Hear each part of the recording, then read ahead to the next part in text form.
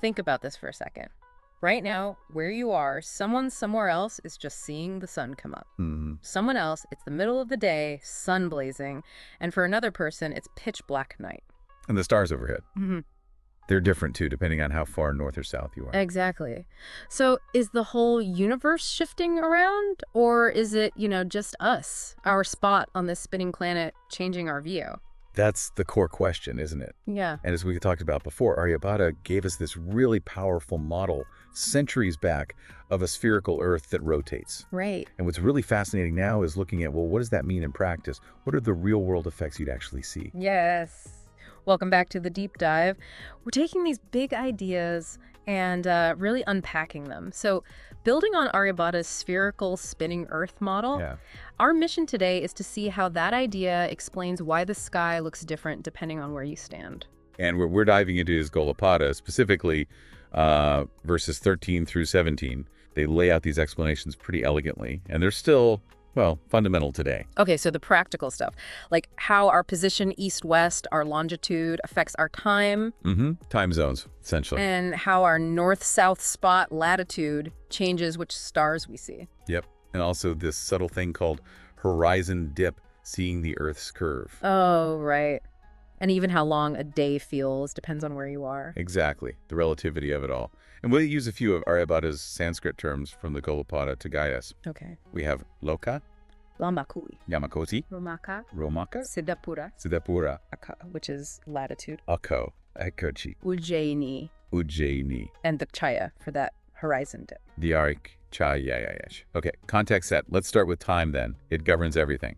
Yeah. How did Aryabhata explain why my now isn't your now if we're far apart? Well, it flows directly from around Earth spinning eastward. Yeah. As it turns, different longitudes face the sun one after another. Makes sense. And Aryabhata nailed this in verse 13 of the Golapāda.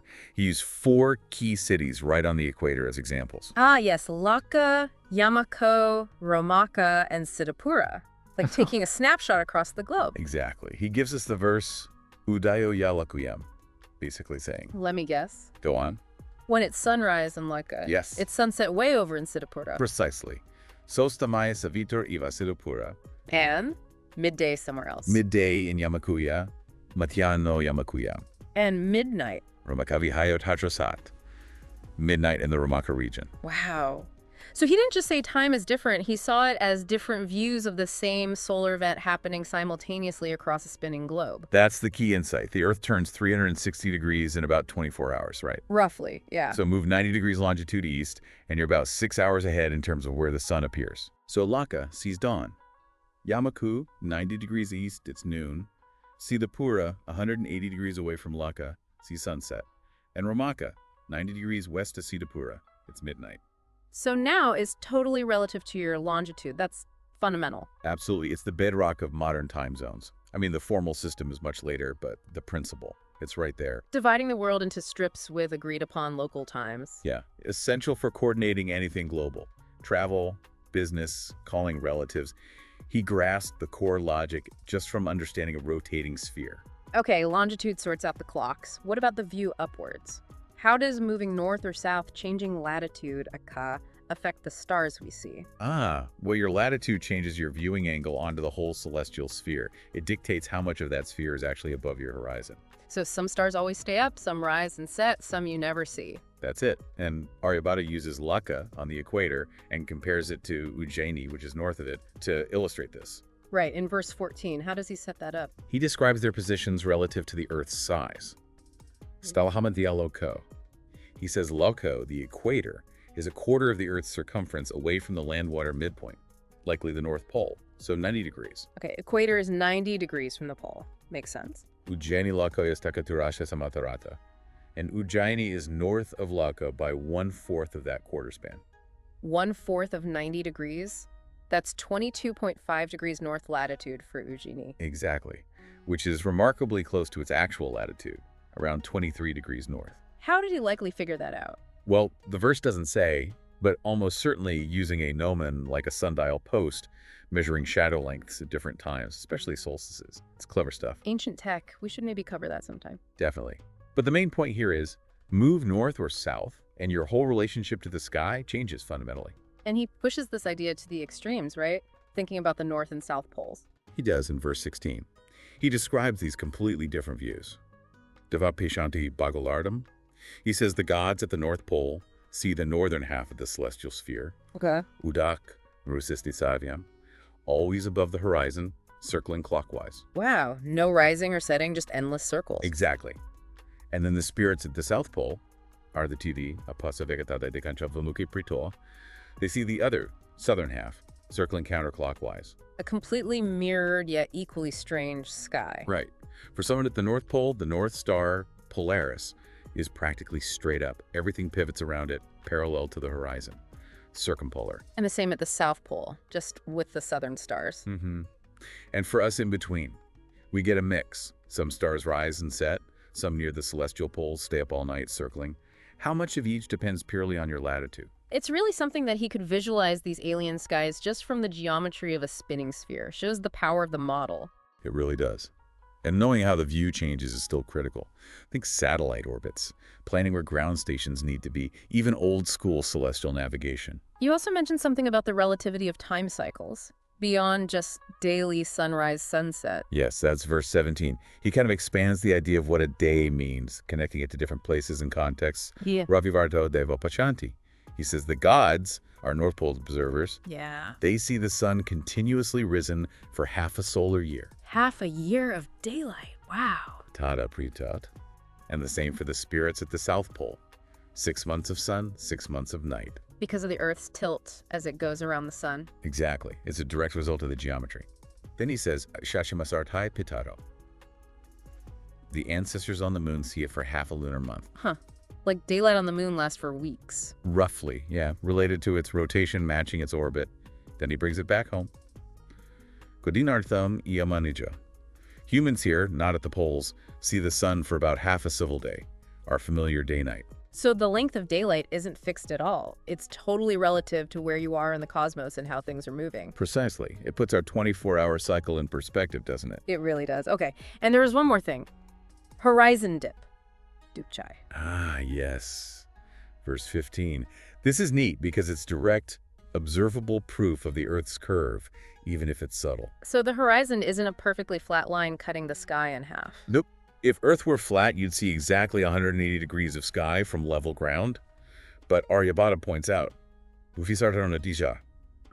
basically from level ground, you see slightly less than half the celestial sphere. Less? Why? Because the Earth's curve dips the horizon down slightly below a true horizontal line from your eye. Ah, so the curve blocks a tiny bit right at the edge. Exactly. And conversely, Ardhavamichana, the half hidden by the Earth, is slightly more than a hemisphere. By that same small amount. Right. It's proof the ground beneath you isn't flat, but curved away. You notice it more from, say, a tall building or a ship's mast looking out to sea. Another piece of evidence for a round Earth that you can actually potentially see for yourself. And something astronomers or navigators using sextants have to account for. So next time you look at the horizon, remember Aryabhata, it's not quite flat. It's just fantastic how all these different things, time zones, the changing stars, those super long polar days, the curved horizon, they all just click into place with that one core idea. A spherical, spinning Earth. It's a unifying principle. And these ideas, they didn't just stay in ancient texts. They echoed right through to today. We already touched on time zones being based on that longitude idea. Absolutely. And latitude and longitude themselves, still the basis for all our mapping and navigation. GPS relies on knowing these precise coordinates on the sphere. And knowing how the sky changes with latitude. Right. Vital for satellites. Right. Vital. Planning orbits, communication links, and even things like VR astronomy. If you want to simulate the night sky from Mars or from the South Pole. You need Aryabhata's principles about how perspective changes things. Down is different, day length is different, the visible stars are different. Exactly right. These consequences of Earth's shape and spin are baked into how we understand and interact with the cosmos, technologically and conceptually.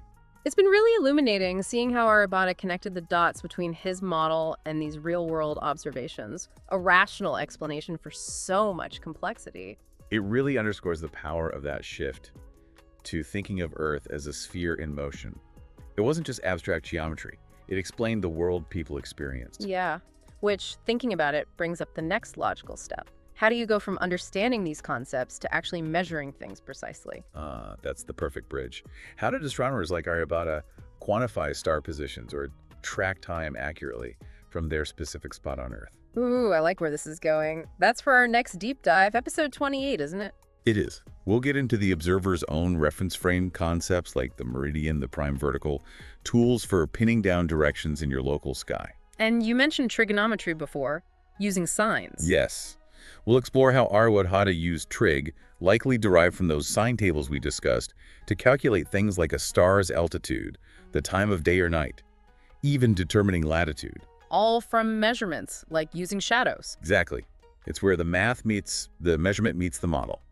Practical, ancient astronomy in action. Okay, that sounds fascinating. The intersection of math, observation, and this ancient undericing. Definitely don't miss that one. It's digging into the how-to of ancient astronomy, turning the grand model into numbers and predictions. Fantastic. Well, please join us next time as we continue exploring Aryabhata's incredible work.